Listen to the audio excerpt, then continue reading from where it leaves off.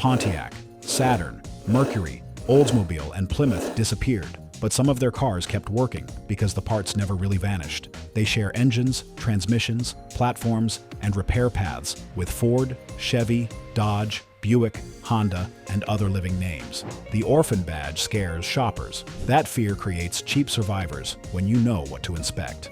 Number 8. Plymouth Neon, Highline or LX, 2000 through 2001.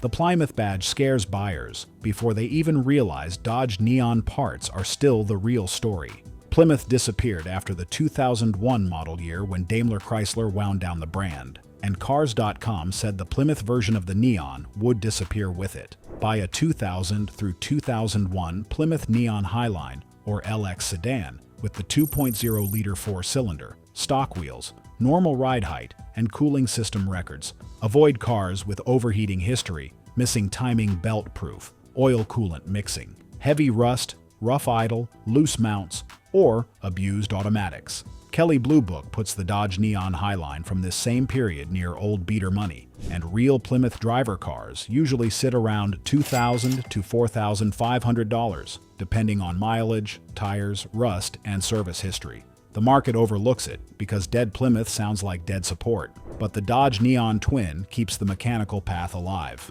The reason it can last is light curb weight and a basic naturally aspirated engine that is not dragging crossover mass or luxury electronics. The car is small enough that tires, brakes, struts, and cooling parts stay in the low-dollar lane, which is the whole ownership point. Treat a maintained one as a 150,000 to 200,000 mile car, with a clean example bought around 120,000 to 160,000 miles, giving maybe 30,000 to 70,000 more useful miles. The weak point is cooling history. Check coolant color and look under the oil cap for milky residue. Ask for timing belt and water pump receipts. Squeeze the upper radiator hose when it is cold and look for dried coolant at the hose ends. Start it cold and listen for mount clunks. Look under the rockers, rear arches, and floor edges for rust.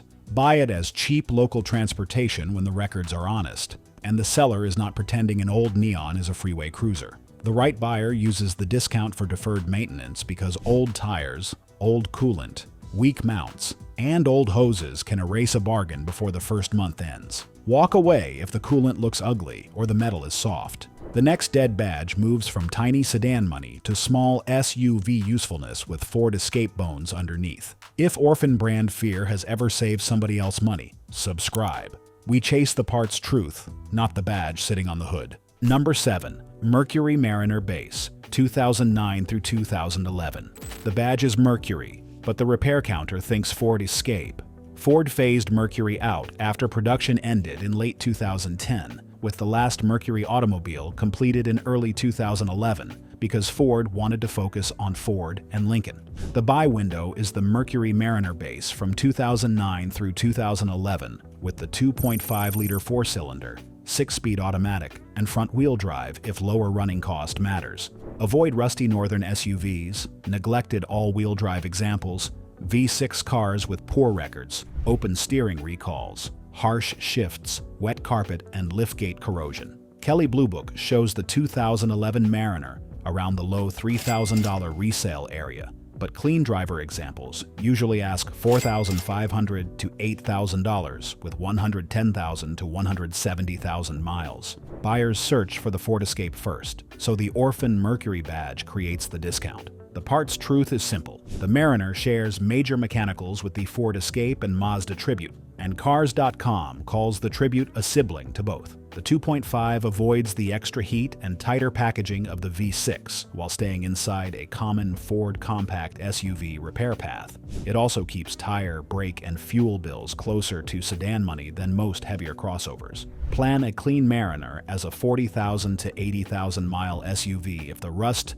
steering, and transmission behavior check out. The weak point is the electric power steering torque sensor recall history and rust. Run the VIN before negotiating. Turn the wheel lock to lock in a parking lot and watch for power steering warnings. Check rear wheel arches, liftgate seams, and subframe edges. Drive it fully warm and feel the 6 speed shifts, especially the second to third change, and the downshift when you roll back into the throttle. Buy it for easy entry, groceries, winter commuting, and escape-style value without escape search demand. The money saved belongs in tires, fluids, and a real pre-purchase inspection, not chrome trim. A cheap badge only helps when the shared parts are healthy enough to keep using. Skip it if you need quiet refinement, or see a steering warning. The next car is stranger inside, cheaper outside, and shares bones with one of GM's most common compact cars. That is the orphan car test. If the shared drivetrain is easy but the body-specific trim is broken, you price the car like transportation, not like a collector piece. Number 6. Saturn Ion 2, 2005 through 2007.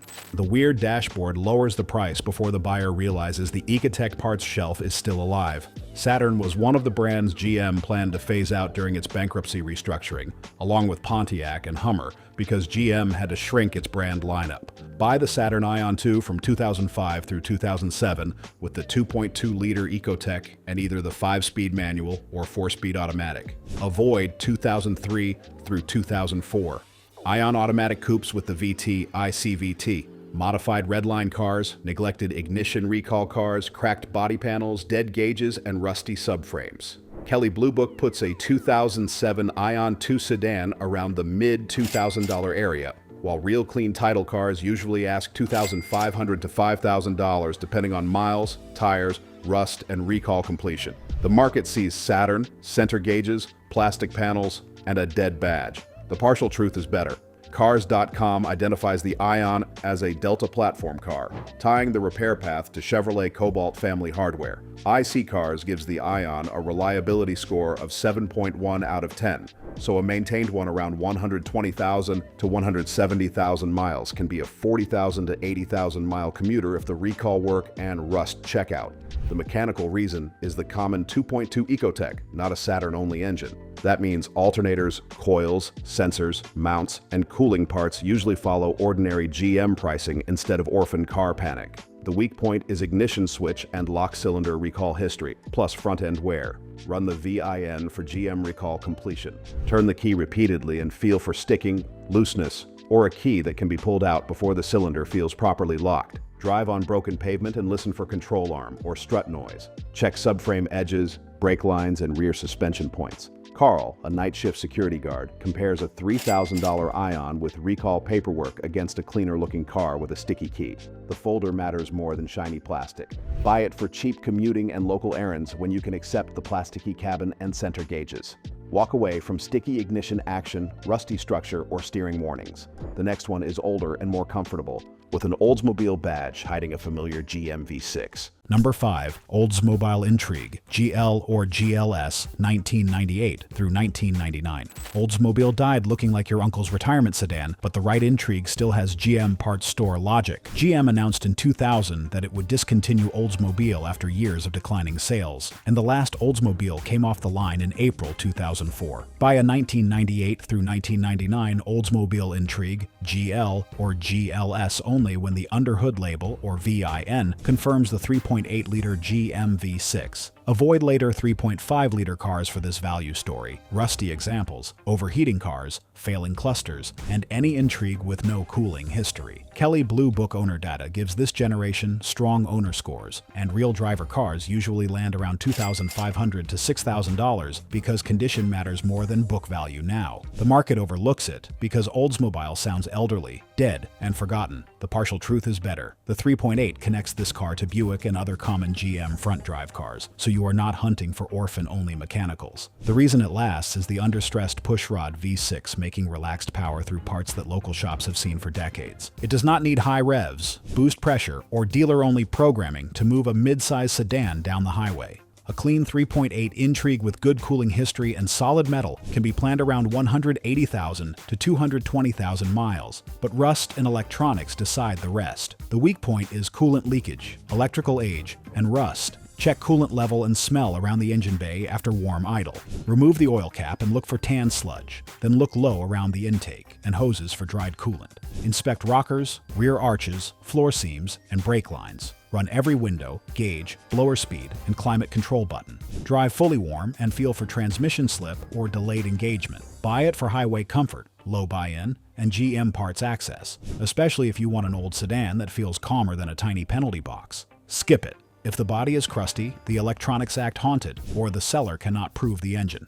The next Pontiac is newer and cheaper than many Malibu listings, and its biggest warning is not the engine. Subscribe if you would rather buy the shared drivetrain than pay extra for a living badge. The repair path matters after the sale. Number 4. Pontiac G6 Sedan or GT Sedan, 2009 through 2010. The Pontiac Arrowhead makes buyers nervous, but the Malibu parts trail is the real clue. Pontiac was expected to be phased out by the end of 2010 during GM's restructuring because GM narrowed its surviving lineup to fewer core brands. Shop the Pontiac G6 Sedan or GT Sedan from 2009 through 2010. I would focus on the 3.5-liter V6 with the 4-speed automatic. Avoid GXP trims with the 3.6-liter engine. Convertibles with roof problems, open power steering or brake lamp recalls, harsh shifts, warning lights, and neglected front-end clunks. Kelley Blue Book puts the 2009 G6 pricing around the high $3,000 area for sedans, with GT models higher depending on trim and condition. Real clean title sedans with 110,000 to 170,000 miles usually sit around $3,500 to $6,500. Buyers overlook it because Pontiac is gone and the G6 never became a collector car. The partial truth is that it shares GM Epsilon family repair logic with Chevrolet Malibu and Saturn Aura, and Consumer Reports recall summaries group those cars together. The mechanical reason it can last is the older GM 3.5 and 4-speed automatic, which independent shops recognize. The engine bay is not exotic, and ordinary maintenance is usually cheaper than chasing luxury sedan modules. Treat a clean one as a 40,000 to 70,000 mile commuter from this age, with 200,000 possible only when steering, transmission, rust, and electrical checks pass. The weak point is the power steering and brake lights recall history. Run the VIN through NHTSA. Turn the wheel slowly at parking lot speed and watch for warnings. Have someone check brake lamps while you press and release the pedal, because a light that stays on or refuses to come on changes this from cheap transportation to a safety issue. Drive fully warm and feel for delayed shifts or front-end knocks. Buy it for cheap mid-size transportation with Malibu-style parts access and a price that leaves room for tires, control arms, and brake work. Walk away if the steering warning appears. Brake lights act wrong, or the seller refuses a real inspection.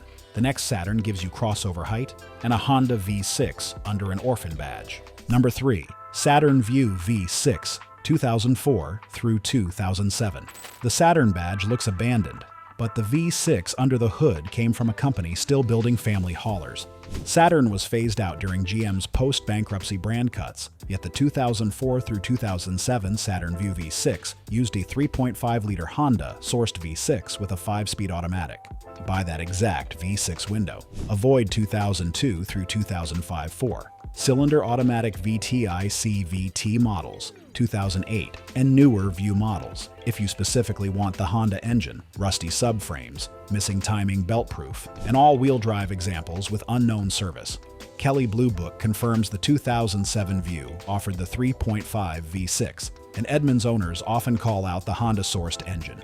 Clean title, V6 examples usually sit around $3,500 to $7,000 with 110,000 to 180,000 miles, depending on rust, all-wheel drive, belt records, and tires.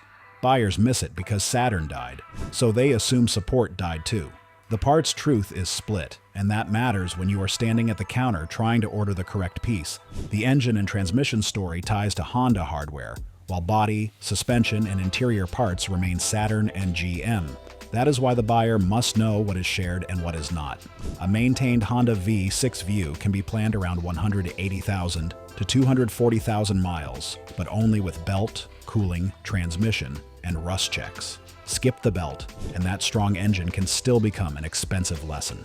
The mechanical reason is stronger V6 hardware than the badge suggests, moving a lighter crossover than many larger SUVs. The weak point is timing belt service and rust. Ask for timing belt and water pump proof, not just a seller saying it was probably done.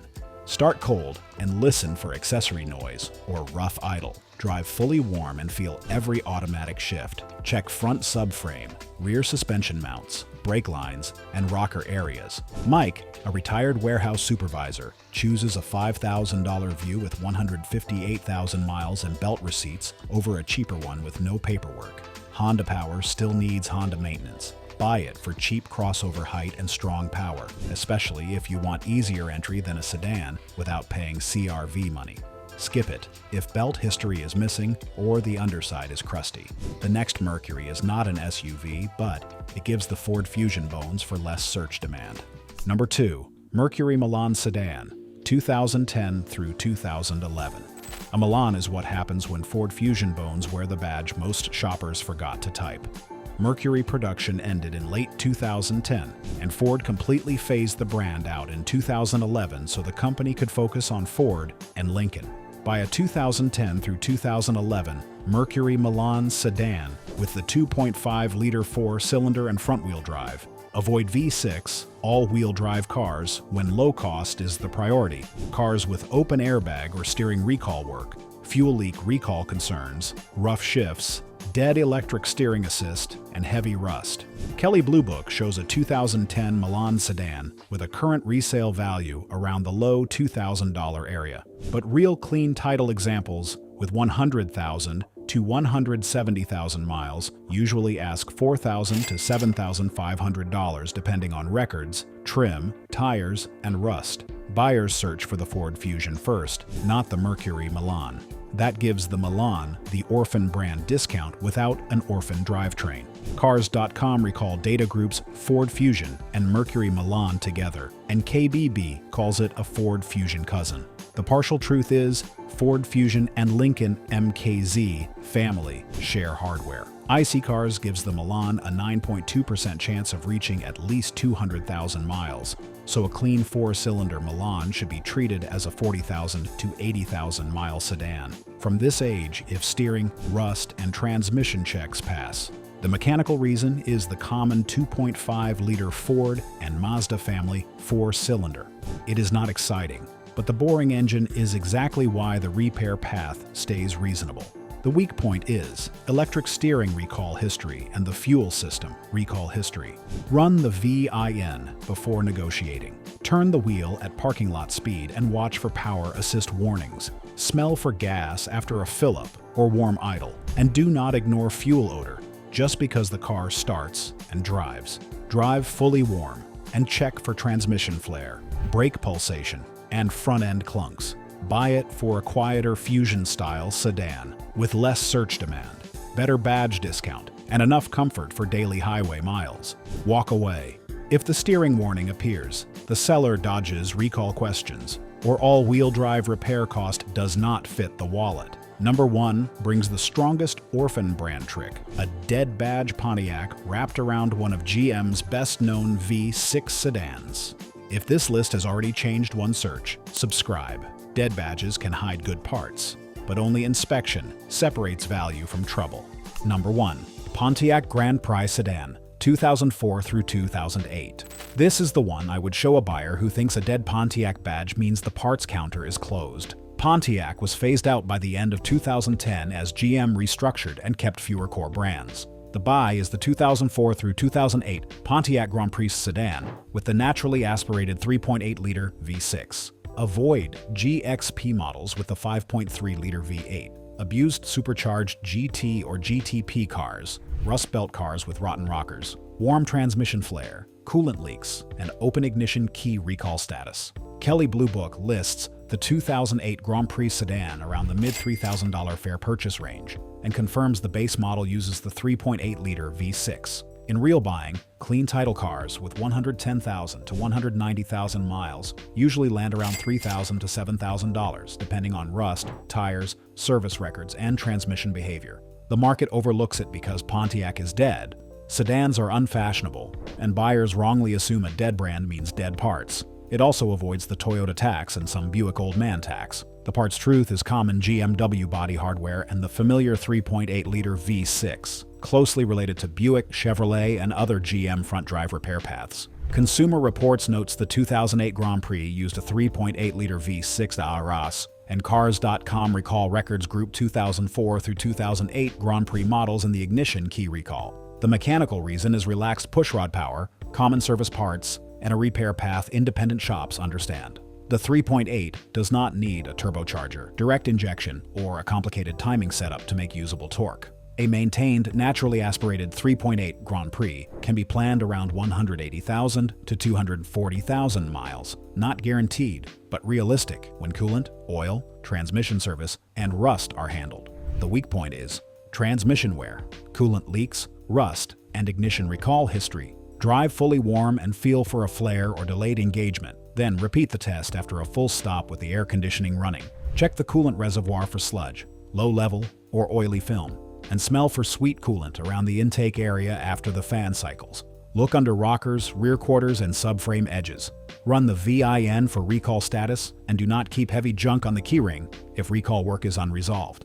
Frank, a retired cable installer, buys a $4,100 Grand Prix with 162,000 miles and clean coolant instead of a cheaper one with warm shift flare. The orphan discount only works when the transmission is still honest. Buy it for cheap highway comfort, easy GM parts, strong V6 torque, and low buy-in, not because the Pontiac badge makes it special. Skip it if fuel economy, modern safety tech, or perfect electronics matter most. Walk away if the transmission gets lazy warm, the coolant looks dirty, or the rockers are soft. This earns number 1 because the badge fear is real, the part's truth is real, and the engine has a long record when the owner did the unglamorous work. Do not pay Pontiac money for Buick neglect, and do not let a low sticker erase a bad warm shift. Do not believe a seller who says every 3.8 is automatically a survivor. The proof is in the fluids, records, rust, and warm test drive.